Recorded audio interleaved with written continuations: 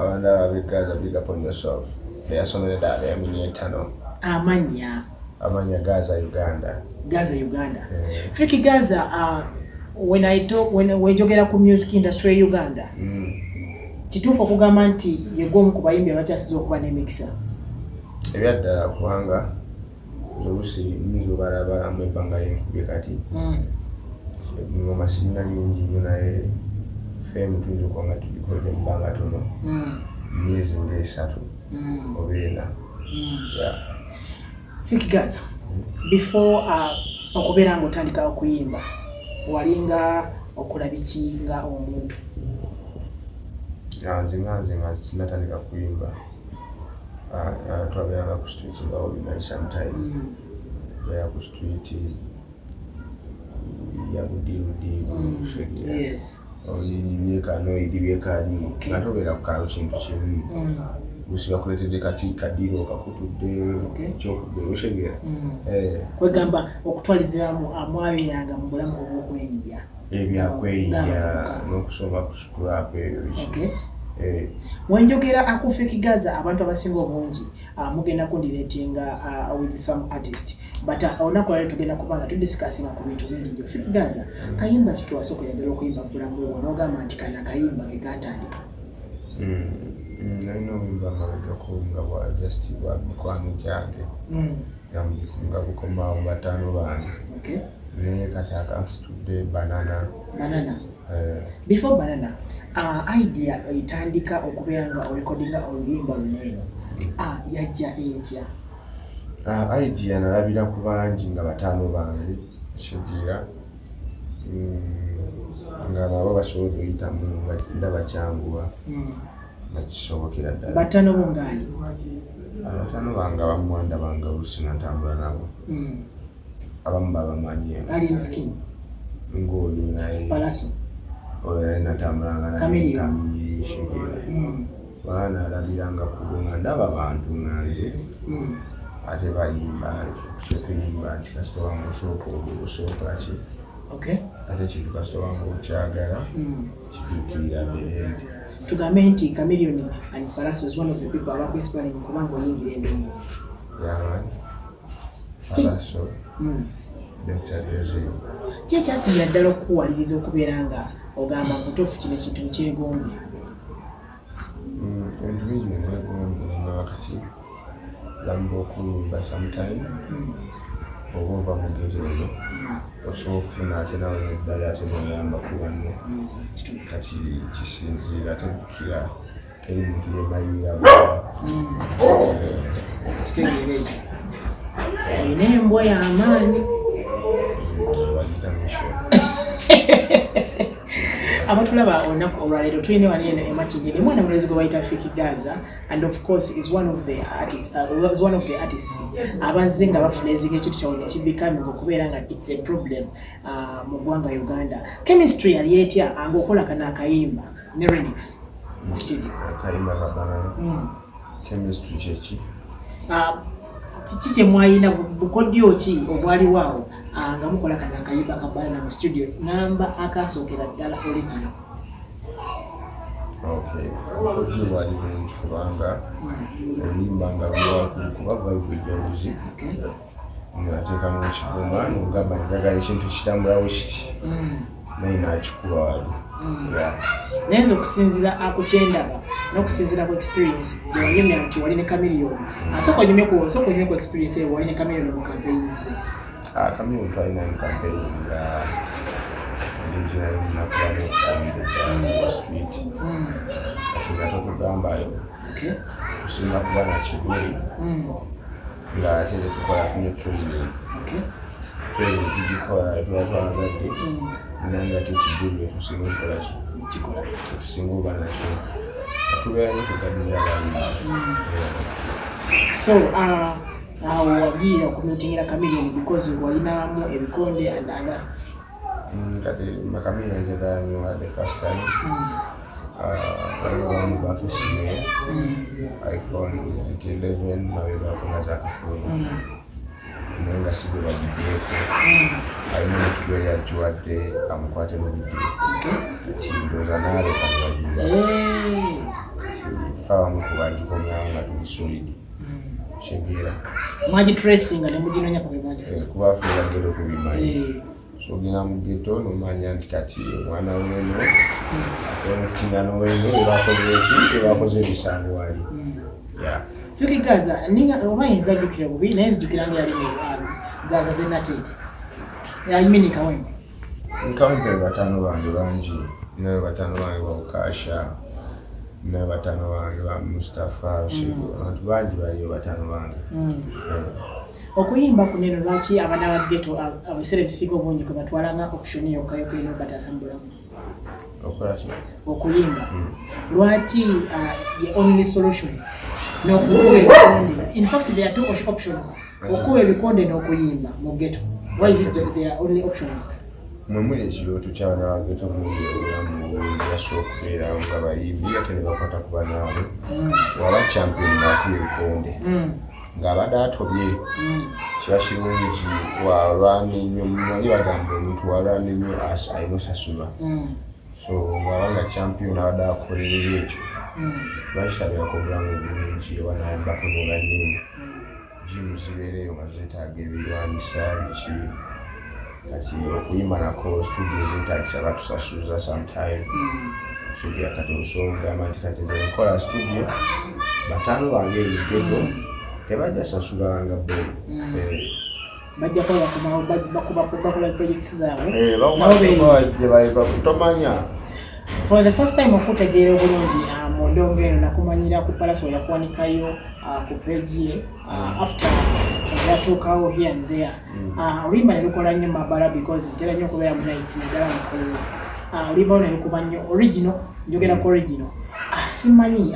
ekyatuukawo nendaba ng'otukubyemu blockbuster aya remix with one of the legendary artists mu Africa Dr. Jose Chameleone mwatandika mutya okubeeranga mukwatagana ku Dr. Jose Chameleone kubanga mukuba mega hit because it's been a mega hit n'oluyimba lukyakuba essaawa zino mwakwatagana mutya Dr. Jose Chameleone Ghetto Youth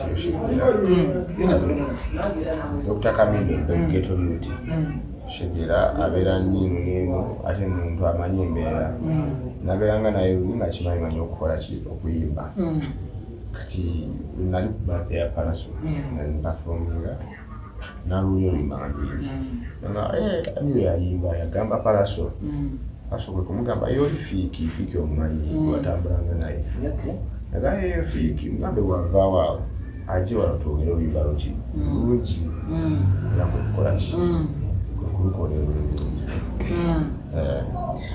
watugera ku luyimba olwo omwalukolera wawo weyagirira weyafunira vibe oba twalukolerawo twatambulirawo netugende wa remix sawa zali 10 tugende wa remix netulukolera mu kiro ekyo Dr. Jose Chameleone big up on yourself nkwagala nnyo olw'ensonga nti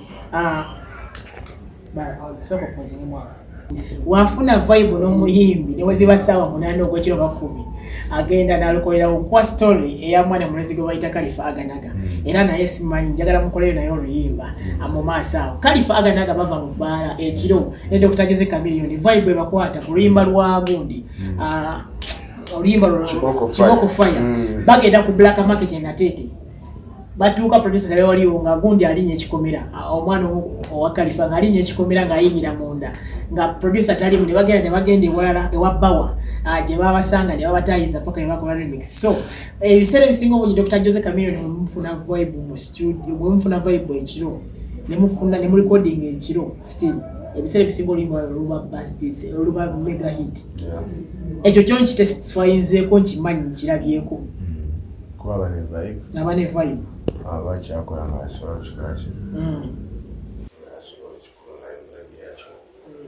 still besides banana wabadde nga twabadde era tukyali awo still kuluyimba lwerumu notulubako kolabo ya good questions tugambe nti yalipidde oluyimba oba yasanyuse because oluyimba lwabadde lutambula nnyo lwokuba buli wamu n'agamba luno oluyimba nange nina okuteekamu vibe okulaba nga bannayuganda nange bafiiringa ekintu kyange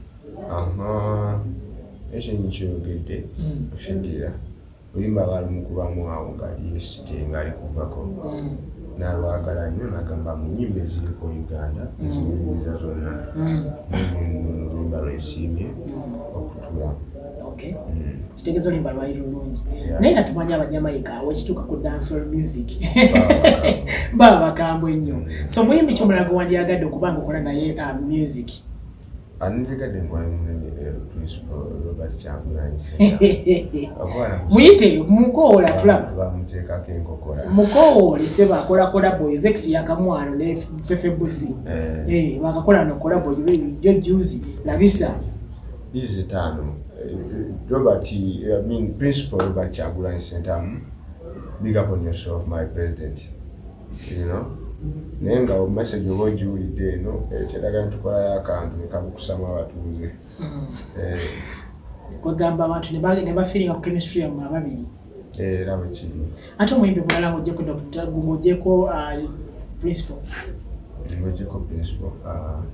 Wabadde njagala awulidde gwe bayita Azawe. Yodde my solid.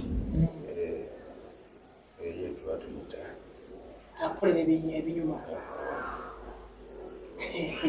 Yoyo Fiki Gaza oyinza okulowooza nti oyinza omusubira okuba nga ayogera ebintu ebitakwatagana naye zakuba surprise because kati wentunuulira music gwayimba ne traits ezayina n'ebintu byayogera, they are totally different from what people have been expecting. Fiki Gaza twogere ku luyimba olupya luwatadde ku TikTok essaawa zino eno.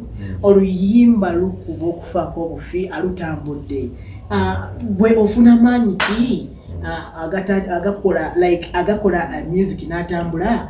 Abantu abalala bayimbidde emyaka 5 bakyawagamidde somewhere ate music tatambula. Bwe kiki kyoteeka mu music wo? Music yenna kakasita bakwanyiza ng'ate oli waddala oludde music atambula boy. Ate nabagamba music waffe bamu message wakuba bamutemubuuka gwera genda layini ku layini olira ebice ebirimu ebyo ebyagazisa abantu okuddirira. Alright.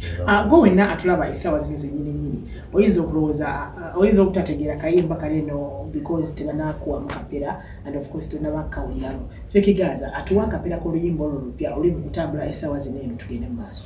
Rapping, them call me the Gaza raka kabinika bakuba dabisa sagala kusinika banji bacheyita buza ku man buza ku choliyo amazina mugagende pola temukuta yeji bamu yete mukuta ululaga kubegaza mune mukuta yeji bamu yete mikita everybody say I wanna bukuta rapping to them Gaza Uganda. Big up on yourself bamuyita Fiki Gaza wabanga atandise okubeera nga asomolokoka. Mwana wa mama otula n'owuliriza eno style bagiyita batya? Dancehall gasemulaga tugambe emwe mugobe Billigata okubeera nga akyakuba dancehall yemwe mugobe mu dancehall ngo gasemulaga byonna tubigata. Anti kati tenkubuuza ku dancehall gwokuboyo because abantu bakukkiriza bakwembracinze because bagamba Fiki Gaza kajje ayimbemu banana tulebe kyanazzaako. Comments zibadde nnyingi but abaprovince nti osobola okuluzzaako oluyimba ate abasinga obungi bagamba nti omuntu akoze Dr. Jose Chameleone okuzzaako oluyimba kiba kizibu but gwe kiprovince lwaki mugobya ba Billigata mu ndongo eyo mbiwulira mu bantu nga babyogera Billigata ono yakuba olujja mu ndongo mwana bale mwerabirira omwera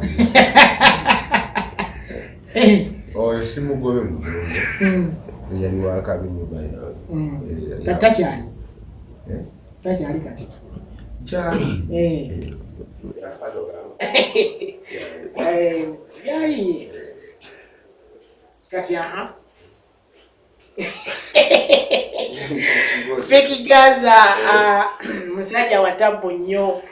Nze sometimes neebuuza endongo ennaku zino eno erina engeri gyeddukamu n'ogamba edda emyaka nga5 emabega omuyimbi yayimbiranga emyaka nga 3 ng'akyali mu upcoming naye essaawa zino eno omuntu yeetunuziramu ka kamera bw'ati n'akola ka vidiyo awo n'afuuka sita ng'alina demo ya luyimba essaawa zino emirembe gikyuse. Fiki Gaza, how much did you put in to promote Banana Song? I didn't put too much. kasitoba balina abannaabo sugira bakulabamu ekiro bakulabamu ekintu ate nokuba nekisima nga abazadde bakusabira kuisi. Now this is a sensitive question which I want to ask you, and many bali bakyagira bakyesunza okubeera nga babuulira answer. Bagamba nti igwe bakustagingawo okubeera ng'olwanisa alien skin. Ani yastagingawo? Palaso. Asobola kunteekawo olwanisa alien skin. Nekituufu kinnyonnyola abantu. Alien skin n'obuzibu abamu pepeya mulagamu abamu ekibuli. Nasi ni munnamawulire enkolera abantu era nga wempepeya gwe naye webya n'abayimbi abalala bamuwanika ennyo waggulu bamuwanika no mu Gaza tebikola eno talina makulu wadde naye wekibu talina makulu era temuddamu pepeya n'okumuwanika wano. Kitegeeza wano mu Gaza ebikola amakulu birala nnyo. Tebikola namawulire. Ekyo kiwulidde gwe weena abadde yeebuuza era kansuubire nti ansa etuuse bulungi gy'oli era kansuubire nti ekyo ekintu okiwulidde. Anyways, Africa Gaza nga tugezaako kuwindinga because bangambye olina dino gy'ogenda okusayininga naye kansuubire ssente onaatuwaako. Africa Gaza sebo yatandise okufuna endorsement. Bulidde wano bagamba nti agenda kusayininga ddiiro era abayimbi abali eyo kansuubire nti mwesibye enkoma. Africa Gaza mugambo ki bw'oyinza okusembyayo Ghetto Youth ali eyo ayagala okubeera ng'ayingira endongo eno? Ghetto Youth yena alina mwana kyemmanyi yena alina okimanyi gye tuva mwana kusekeera beerawo nga kyomanya gali tezirina kuva waggulu. Gali zirina kuba gulu busaawa wooli bokisa ng'oli muyimbi kyonna ky'oli mwana ng'ova mu ghetto ttaano ekyomanya bezaakubuuza anytime ogenda kuba akaginawe weewuunyogame bannange ebya ddala. Wali obaddeko n'ogamba nti neegisa okuba nga nayingira endongo wali ofunyeko akaseera ako osobola okusala kyeweetaddemu tosobola. Waliwo sometimes ogamba kale singa natwala kali eno nesitatwala kali eno because of some circumstances or issues ezijja n'ogamba kale singa saayingira kintu kino. Kyonna sijjusa sometime kubanga Ghetto Youth ttaano kyonna Allah kyansuddeko kyennenda nakyo kuba Allah tagira kirigwe. Nkwebaza yegwe omu ku bayimbi abasajja aba treasuring abaana baabwe bwe bali kubeera ng'olabirira omwana oyo abadde